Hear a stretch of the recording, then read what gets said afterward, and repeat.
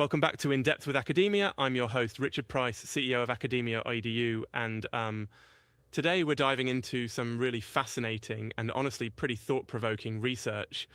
We're taking a look at a paper by Doug Rice called The Hollowing Out of American History.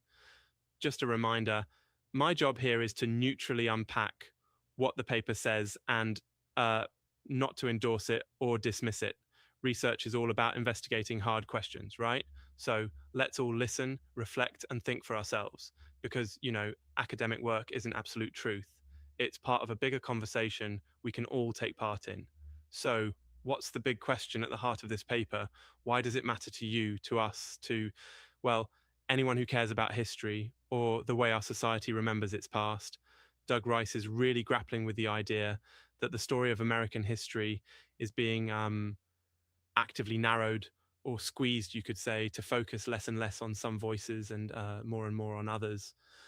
That's a serious charge, right? The paper asks, what happens when we start erasing, ignoring, or downplaying the contributions of Black Americans and basically anyone who isn't part of what we would maybe, I don't know, call the traditional narrative, you know, the kind of history you might have found in textbooks 50 years ago.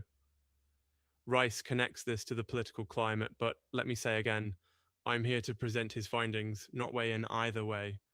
The argument is that movements to restrict or reshape the teaching of history aren't just abstract academic debates. They have real consequences for the way we understand ourselves as a country. So, what are the methods here? Doug Rice draws on an analysis of state level policy proposals, textbook revisions, and educational battles happening right now. He looks at attempts to change or even flat out remove historical references to certain groups and events, especially those relating to Black Americans, within public education. The approach is both qualitative and, well, pretty passionate. You might feel that energy just reading the paper. There are references to ongoing public debates, like discussions about removing or restricting content about slavery, civil rights, or minority achievements from school curricula, key findings.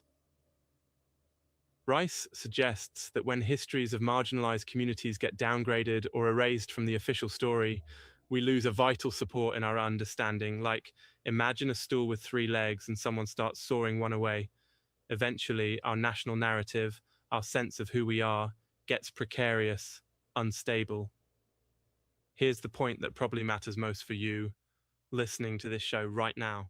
The paper is saying that when we hollow out history, we create gaps that get filled with myths, distortions, or just a kind of vague, fuzzy patriotism that ignores uncomfortable truths.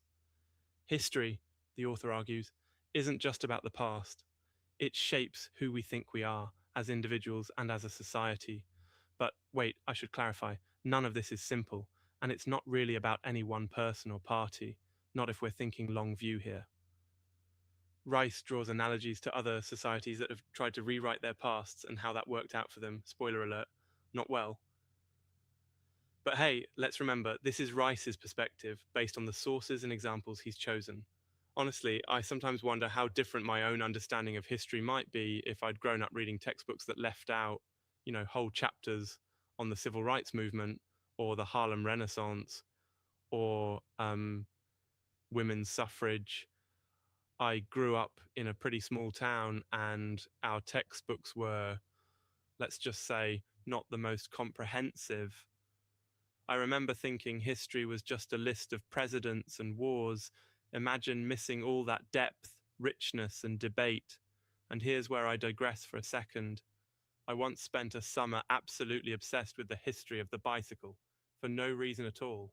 And it turns out there's a whole world of innovation, class politics, and even gender struggle hiding in that story. Just goes to show the stories we tell or leave out really matter, even for things as basic as getting from point A to point B back to the paper.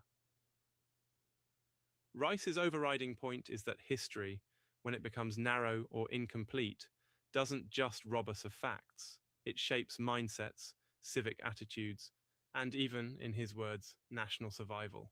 He argues that erasing uncomfortable truths opens the door to repeating old mistakes and missing out on the strengths of a truly inclusive story. So, if you're listening to this, maybe you're wondering, What do I do with that insight?